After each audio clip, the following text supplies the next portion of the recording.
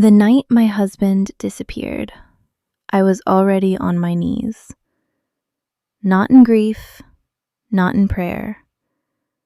I was scrubbing blood from the grout between the hearthstones of a vampire lord's kitchen because the cook had slaughtered 3 rabbits that afternoon, and no one had told me until the floor had dried.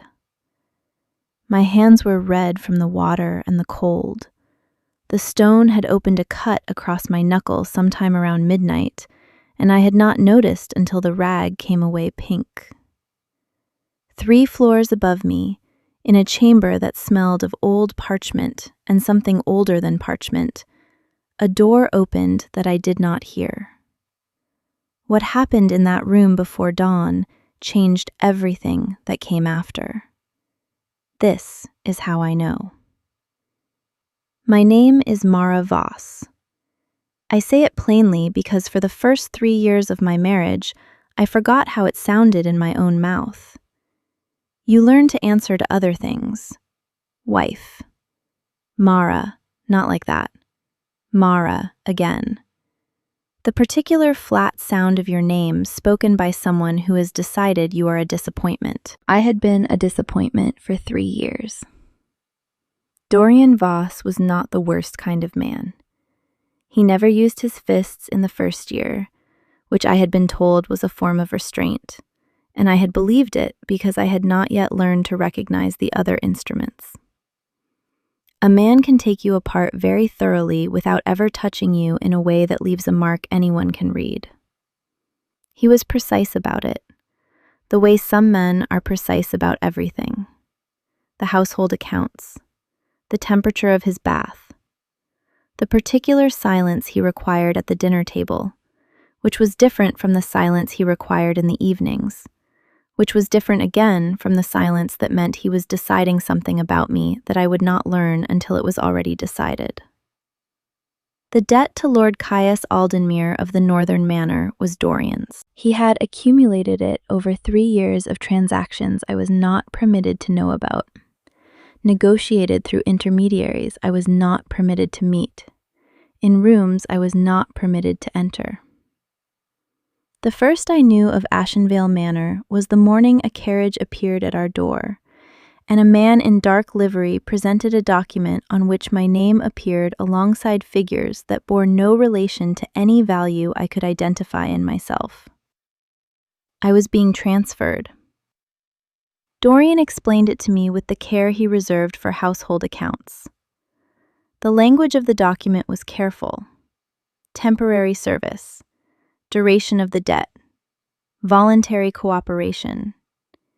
He said the last one with a particular emphasis, looking at me with his eyes very level, and I understood that the emphasis had nothing to do with the document. I packed the things I was permitted to pack, which was everything I owned that fit in one small case, and I stepped into the carriage without looking back, because looking back had never given me anything except a reason to feel worse about what was in front of me. The drive to Ashenveil took half a day through countryside that turned colder and more skeletal the farther north we traveled. By the time the manor crested the hill above me, the trees had given up entirely on the idea of leaves. The stone was dark with age and rain. Towers rose against a white sky in a way that would have seemed dramatic if I had had the energy left for dramatic.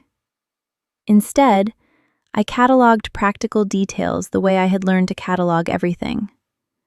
The grounds were maintained but not excessive. The light in the upper windows was real flame, not oil, which meant the staff was large enough to keep candles lit through the night. The front gates were iron and old and opened inward, which meant whatever the manor was keeping out, it had been keeping out for a very long time. A woman met me at the door, silver-haired, compact, with the particular expression of someone who has seen many things arrive at this house and formed accurate opinions of most of them. Her name was Heloise. She looked at the cut on my knuckle before she looked at my face, and something in her expression changed so briefly I might have imagined it. She showed me to my room on the 2nd floor. Stone walls and a window that faced north. a fire that had been lit before I arrived, a bed that was wider than any I had slept in 3 years, with linens that smelled of lavender and cold air. I sat on its edge and did not cry. I had learned not to cry a long time ago. Crying was something you did when you still believed the feeling would change something. And I had learned at roughly the 18-month mark of my marriage that feelings in my household changed nothing. What you did with your body changed things sometimes. What you said with your mouth changed things, usually for the worse. Crying, in particular, was a tool Dorian had found useful for cataloging my weaknesses, and I had retired it accordingly. So I sat on the edge of the wide, clean bed in the room that smelled of lavender, and I breathed, and I was very quiet. That was the first night he heard me, not through crying. I had stopped crying. He heard something else, some frequency below sound that I could not have named. And later he would tell me that what he had heard was the shape of a person forcing herself to feel nothing in a room directly adjacent to his own, and that the particular quality of that silence had been the loudest thing in the manor in 400 years. I did not know any of that yet. I did not know anything yet, except that the fire was warm and the bed was clean, and no one was coming through the door tonight. And that was already more than I had expected. I slept for 11 hours. No one woke me. When I finally surfaced into a pale November morning, there was a tray outside my door with tea and bread still warm, and no note, and no requirement attached to either. I stood in the corridor holding the tray and felt something unfamiliar move through me. Not gratitude yet. Something simpler and more frightening than gratitude. The recognition that I did not know what was expected. 3 years of marriage had trained me to read the terms of everything. Every gesture arrived with a cost attached, visible or otherwise. A warm meal meant something was about to be required of me.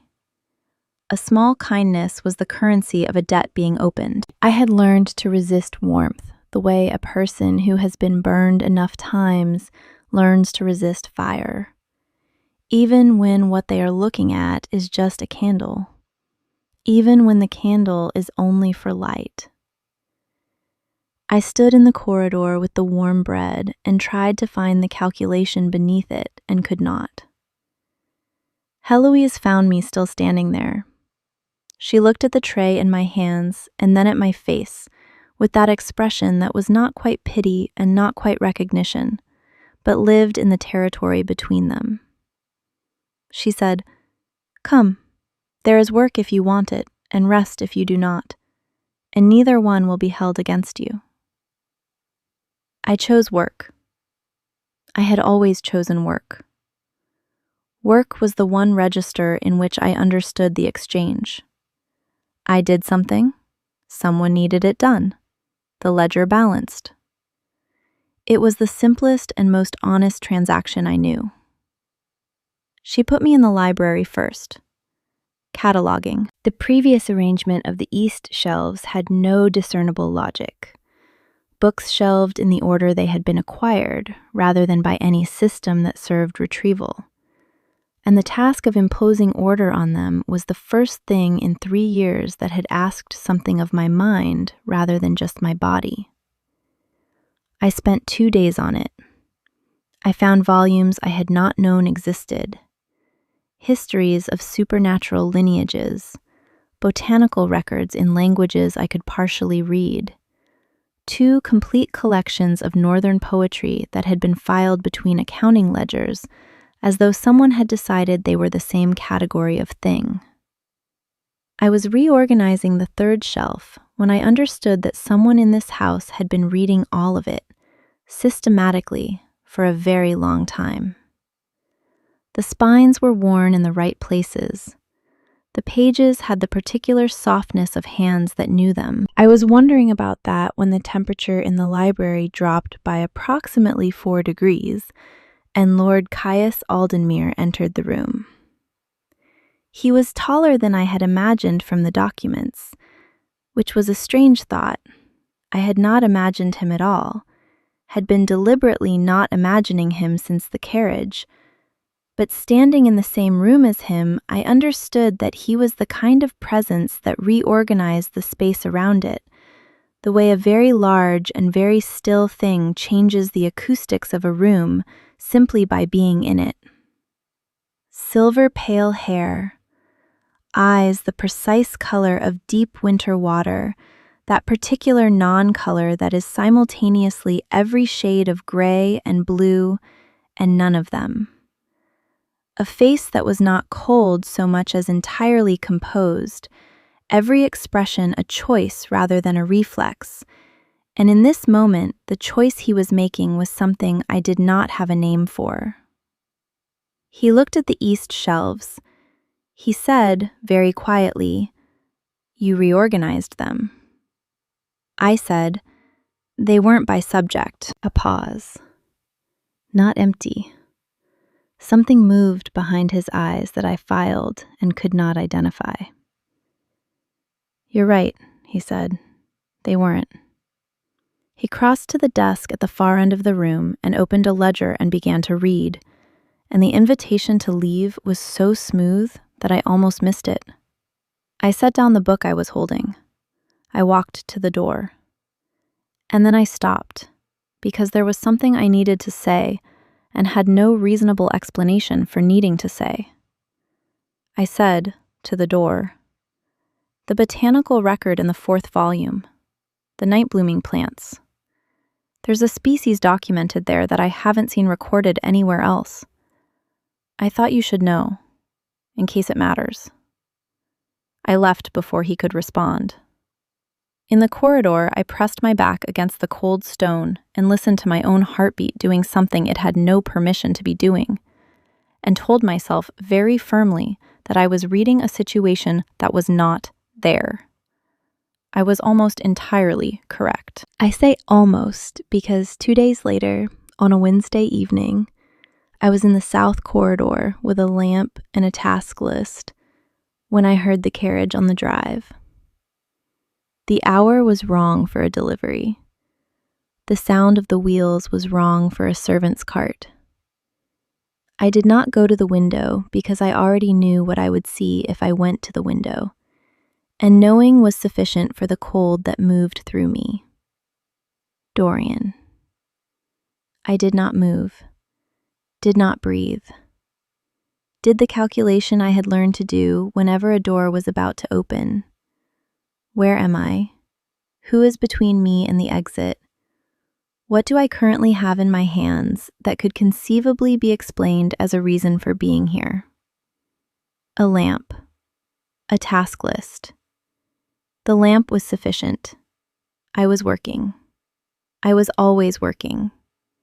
Working was the answer to most questions Dorian found interesting to ask. I heard voices from below. Dorian's, elevated in the way it got when he was performing authority for an audience. And then another voice, lower, that I recognized from 2 days ago in the library. That voice did not elevate. It did not adjust. It returned each of Dorian's sentences with the same unhurried flatness, the way stone returns water, absorbing nothing and yielding nothing.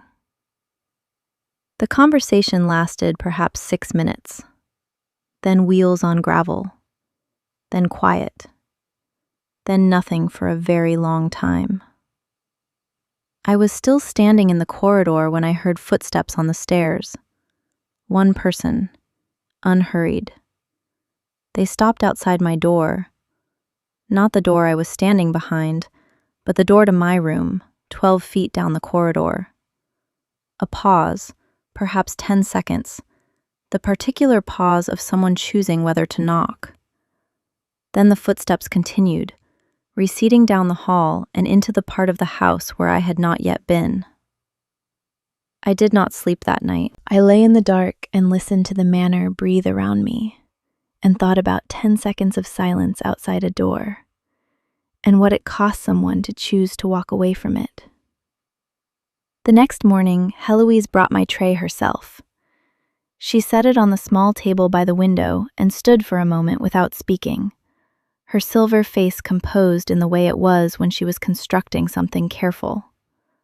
She said, "You should know that the Lord has informed your husband that his access to this property has been revoked for the duration of the arrangement, effective last night." I looked at the tray. Tea, bread, a small dish of preserves I had not had before, dark plum, the jar still slightly warm as though it had been heated specifically. I said, "He didn't have to do that." She looked at me with her particular expression. "No," she said, "he didn't." I picked up the cup. It was the right temperature. I did not know why that made my throat close, except that it did, and I sat with it for a moment before I swallowed it back down. 3 weeks passed in the ordinary rhythm of work and cold mornings and evenings in the library, where Lord Caius Aldenmuir appeared at the desk at the far end of the room with the regularity of a tide, never early, never late, always with a book he was actually reading. I learned the rhythm of his presence, the way you learn the layout of a room in the dark, by moving through it carefully and noting where the edges were. He did not ask me about the bruises on my wrists that were almost healed. He did not ask about Dorian. He did not ask me to explain myself or justify my presence, or perform gratitude for the arrangement. He asked me, on the 4th evening, what I thought of the Northern poets, because he had noticed I had handled those volumes more than the others. And he asked it the way someone asks a question they actually want the answer to, settling back in his chair with his book closed and his full attention offered, like something that cost him nothing, even though I understood instinctively that it cost him everything. I told him what I thought, in more words than I had used in a single conversation in 3 years. He listened without once managing his response while I spoke, without glancing at the window or the clock or anywhere other than my face. When I finished, he was quiet for a moment. Not the silence of someone composing a polite response, but the silence of someone actually processing what they had heard. He said, "There's a room on the 4th floor you haven't found yet. I think you would want to." I said, "What kind of room?" He said, "Books, but organized by someone who understood them." He went back to his ledger. I went back to the shelf I was working on. The fire burned between us in the particular way a fire burns when a room contains 2 people who are both pretending to read. The 4th floor room was a reading room, small and cold and lined entirely with shelved volumes, arranged by a system so precise and idiosyncratic, it could only have been designed by one mind over many years. There were annotations in the margins, careful, fine script notations in a hand I recognized from ledger entries I had filed. He had been reading everything in this house. He had been reading it alone for a very long time, and had left notes in the margins the way a person leaves notes in places they expect to return to, not for an audience. I sat in the chair by the window of the 4th floor room and read his annotations until the light failed, and I did not allow myself to name what I was feeling, because I did not trust the feeling yet, and I had learned that feelings you cannot trust are safest left unnamed. The investigation began on a Tuesday. I did not ask for it. I did not know it was happening until it was already done, which was how I understood later that it had been decided before I knew there was a decision to make. Heloise came to the library on a Tuesday afternoon with a face that was not calm so much as entirely resolved, the expression of someone who has carried a truth for too long and is finally in a position to set it down. She said, "There are others." I set down the book I was holding. She said, "Women who came to this house before you, through arrangements like yours." She paused. "Not all of them arrived in the same condition. Some arrived worse." I understood what she was telling me. The cold that moved through me was not surprise. It was recognition. The particular cold of a truth you have known in your body for a long time, finally being confirmed by a name. I said, "How many?" She said, "We believe 4. In 5 years." She looked at me with her silver eyes very direct. "He is finding the records." She did not need to say who he was. There was only one he in this house whose finding the records would mean anything. Lord Caius Aldenmuir came to the library that evening, and the temperature dropped, and the candles did something they did not usually do, a brief falter, as though even the flames recognized the quality of what he was carrying.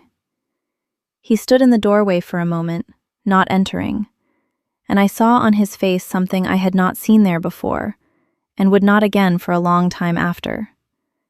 An expression that was not composed, that had not been chosen, that was simply there, raw and precise. The face of someone encountering the full scale of something that had happened under his name without his knowledge.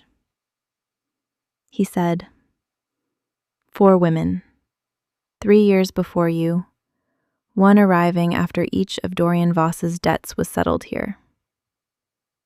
He set a folder on the shelf beside the door, very carefully, as though setting it down hard would damage something. I have their testimonies. They gave them to Heloise over the years because there was no one else to give them to. I said, "What will you do?" It was not a question. He said, "I will end the arrangement with Dorian Voss, effective immediately. His debt is not settled. His access to this house and to any further arrangements of this kind is permanently revoked." He paused. The pause had something in it I needed to hear. "Then I will make certain that what was done here under my name is answered for. Not managed, answered for." I looked at my hands. I said, "He'll call it a contractual breach. He'll threaten legal action." He said, "He is welcome to." The flatness of it was so complete that I looked up. He was looking at me with those deep gray-blue eyes, and his jaw was set in a way I had come to recognize, and there was something underneath the composure that was not calm at all. He said, "No one will enter this house with a claim on you again." His voice was the voice he used for facts. The most important promises are the ones said the simplest way. I believed him. Not because I wanted to, because his voice made no room for anything except the truth. Dorian received his formal notice of revocation on a Thursday. By Saturday, he had engaged an intermediary to dispute it. By the following Monday, Lord Caius Aldenmuir had invited every creditor, legal advocate, and institutional witness to Ashenveil Manor to hear the full accounting of what the arrangement had actually contained, and what it had actually produced, and whose name had appeared on how many documents over 5 years. I was not in the room for the formal proceedings. I was in the south corridor with Heloise and a cup of tea that neither of us was drinking. listening to the quality of the silence from the East Wing, where decisions were being made. Heloise had her silver hair pinned up with a severity that suggested she had dressed for something. She said, without looking at me, "He sent word to the other women, the 4 who came before you. He found their current addresses himself." I set down my cup. She said, "He is making provision for them, not as a settlement, not as a courtesy." He used the word reparation. She made a small sound that was not a sigh. An old man using a new word. In my experience, that means he means it. I looked at the corridor wall. Stone, cold, old, permanent. I said, "Why?" She looked at me then. The expression on her face was very specific. It was the expression of someone who has watched something happen gradually for long enough that they have an opinion about it and have been waiting for the moment to share it and have decided this is the moment. She said, "I think you know why." I thought about the plum jam, heated specifically, the revocation, effective last night, the 10 seconds of silence outside a door. I did not say anything. She did not press me. We sat in the south corridor and listened to the quality of the silence from the East Wing, and I held the thing she had said in the space behind my sternum and did not take it out to look at it yet, because it was still too new, and I was not yet certain I could hold it without dropping it. The formal proceedings concluded before nightfall. I heard from Heloise what the conclusions were. Dorian's remaining debt voided in exchange for a signed relinquishment of all claims and arrangements. Documentation of the full history of the arrangements turned over to an independent legal record. The 4 women who had come before me contacted. Each offered formal acknowledgement of what had occurred and material support in whatever form they needed. I was given, on a Friday evening, a document. It was not a contract. It did not have figures. It had my name at the top, and it said in plain language, "The arrangement between Mara Voss and Ashenveil Manor is dissolved. Mara Voss is under no obligation, has incurred no debt, and is free to remain at Ashenveil or depart as she chooses, on any schedule she determines, with full provision for either." I read it twice. Then I sat with it in my lap in the 4th floor reading room, where his annotations lived in the margins, and I let the feeling come this time without naming it, because sometimes a feeling is too large for a name and needs to exist first before it can be called anything. He knocked on the 4th floor reading room door at 7 in the evening. He always knocked. I had noticed this within the first week and filed it the way I filed everything. I said, "Come in." He entered and stood just inside the door. The quality of his composure was slightly different tonight, still present, but with more visible effort in it, the way still water looks different when there is something moving beneath it. He said, "You've read the document." I said, "Yes." He said, "I want you to know that the provision is genuine. You may leave whenever you choose.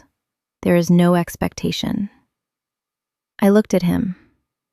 He was looking at the window, not at me, in the way he looked at things when looking at them directly would cost him more than he could currently afford to spend.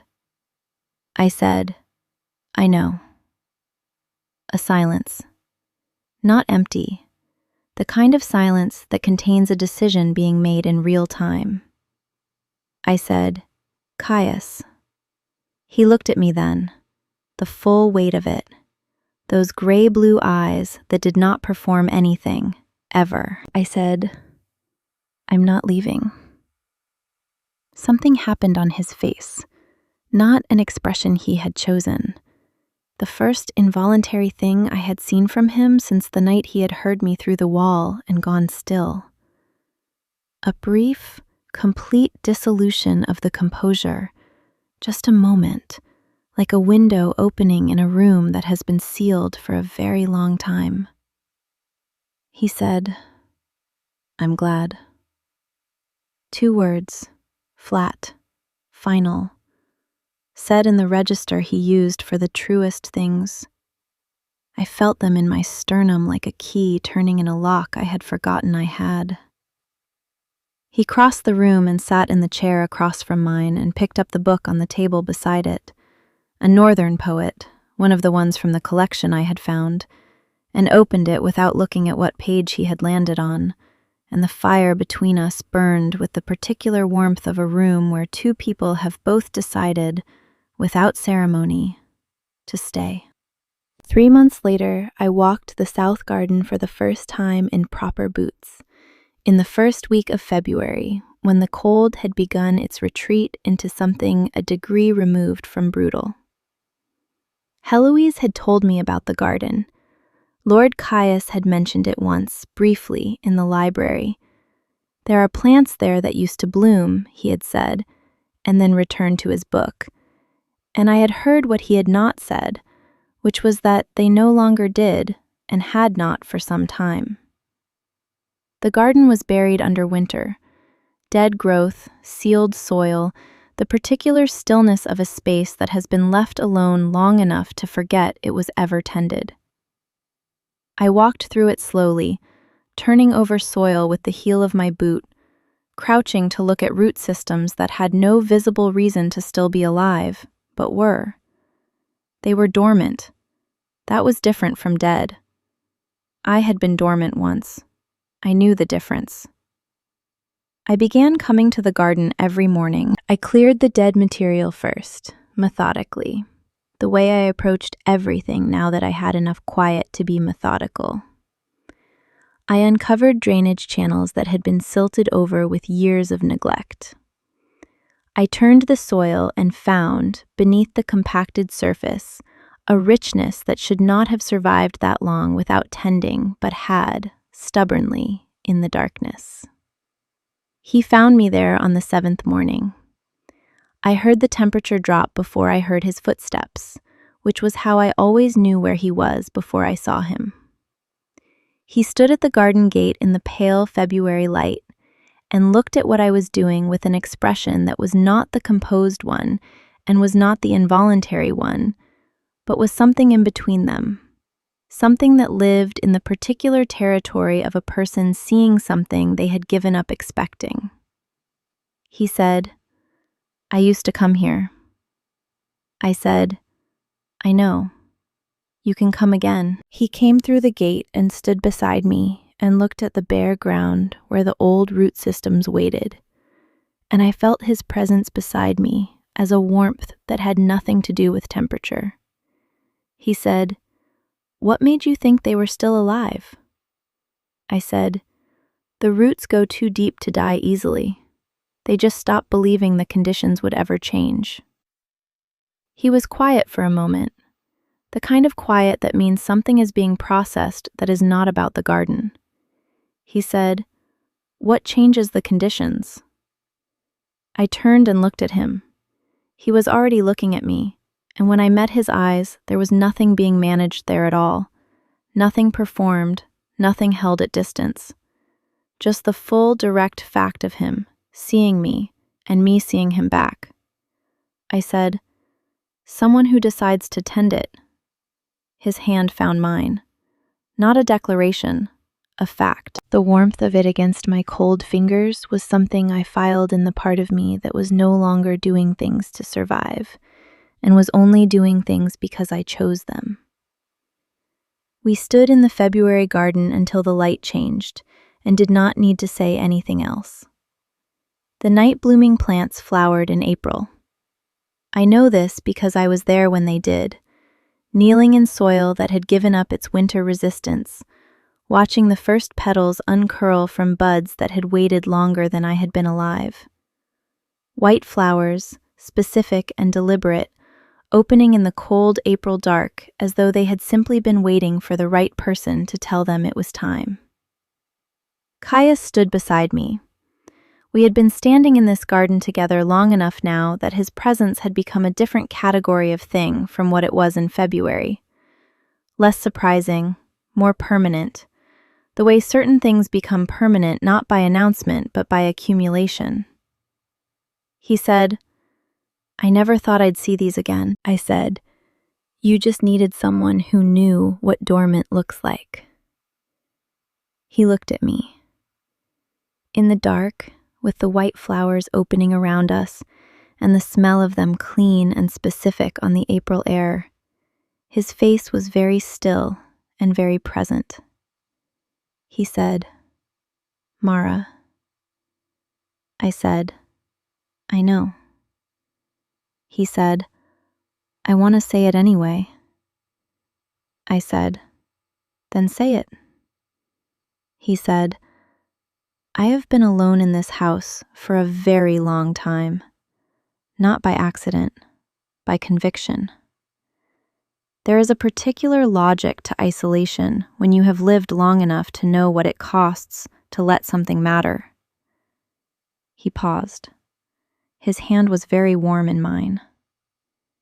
"You cost me that logic, rather thoroughly."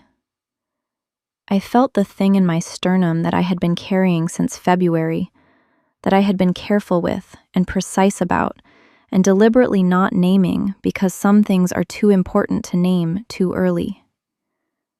I said, "You heard me crying through the wall on my first night here."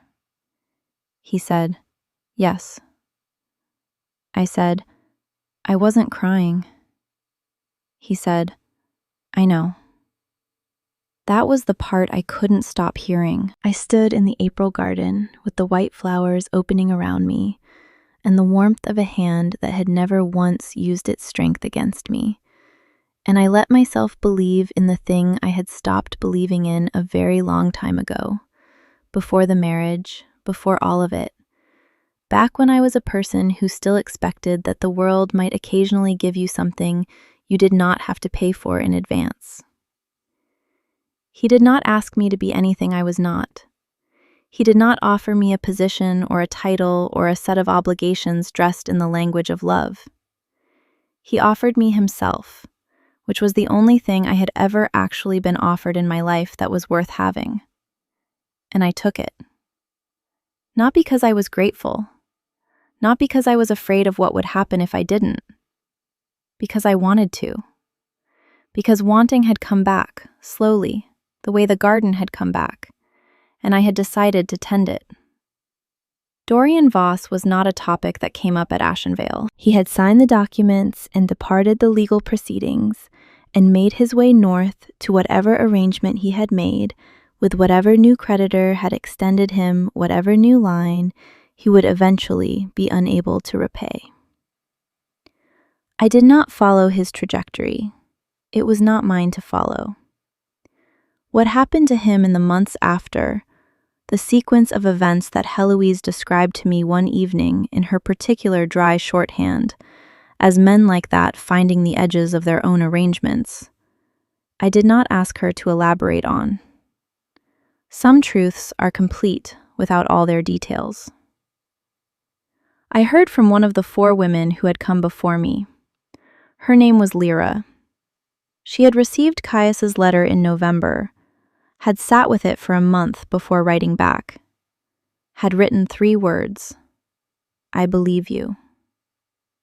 She was farming now, somewhere in the Eastern Territories. She had found a community of women who had all come from arrangements like ours, and had learned to build things together on the understanding that what they had survived made them qualified for almost everything. I wrote back. We did not correspond often, but the knowledge that she was there and that she knew I was here was something I kept in the same part of me I kept the memory of the plum jam and the sound of 10 seconds of silence outside a door. By August, the South Garden was extraordinary. The night-blooming plants had seeded, spreading slowly along the south wall in a line of white that opened every evening with the particular reliability of things that have remembered how to trust the conditions. I tended them every morning, and Caius came to the garden in the evenings, and sometimes we spoke, and sometimes we didn't, and the silence between us had nothing in common with any silence I had lived inside before. He read to me from the annotated books. I told him what I thought of the northern poets and the eastern chroniclers, and the one strange volume bound in gray linen in the fifth shelf of the fourth-floor room that appeared to be a personal account of something that had happened in this manor in a previous century, and was written in a hand I did not recognize and had never asked about. He told me about it one evening in September, without my asking, which meant he had decided I was someone he could tell. 400 years is a long time, he said. Long enough to watch everything change except the things you keep refusing to let change. He looked at the garden. Long enough to become very good at preserving things that should not last. I said, "They don't have to last. They just have to be real while they're here." He was quiet for a long moment. He said, "You are very wise for someone who cries in silence." I said, "I told you, I wasn't crying." He said, "I know. That remains the bravest thing I have ever witnessed." The flowers were open behind us, white in the evening light. The air smelled of them and of the cold beginning to return. The first edge of autumn sharpening the air into something that promised things ahead. I leaned into the warmth of him, and he put his arm around my shoulders, and neither of us said anything else for a very long time. I had come to this house in November with everything I owned in one small case and a name I had forgotten how to say. I had been given a room with clean linens and a fire already lit and a tray of bread outside the door with no obligation attached to it. And I had stood in the corridor holding it and not understood for a long time that this was what safe felt like. I understood it now. Not as a concept, in my body. In the specific weight of choosing to stay in a place because you want to, and not because leaving would cost you something. In the particular quality of a silence that is not waiting for something to be demanded from it. His name is Caius. He hears things through walls that other people cannot hear. He tends what others have abandoned. He says the truest things in the flattest possible voice, because that is the only voice he trusts with them. He has been alone in this house for longer than most things last, and when I arrived, he heard me not crying, and it was the loudest thing he had encountered in centuries. I am Mara Voss. I scrubbed blood from hearthstones in the middle of the night and opened a cut on my knuckle and did not notice until it was too late to matter. I had been very good at invisible. I am learning to be something else. The garden blooms every spring now. I tend it every morning. Sometimes I leave annotations in the gray linen book in the fifth shelf on the fourth floor. Notes about the root systems, the drainage, which plants seed and which prefer to remain singular. Small records of a life being lived inside its own choosing. The hand in the margins is still his, older and more careful, but mine is there now too. Fitted in between his observations like a conversation across time. Neither of us expected that. Some things are better for being unexpected. I have been sitting with this story longer than I should admit. There is something about a woman learning to stop waiting for the cost of kindness that I keep returning to. Because I think a lot of us know what it is to hold a warm cup and wait for the terms. I want to ask you one thing. What was the moment that turned it for you? The plum jam or the silence outside the door? Tell me in the comments. I read every one. And if you want more stories from this world, this dark and quiet north where things bloom in the dark and power kneels for the right reasons, stay close. The next one is already waiting.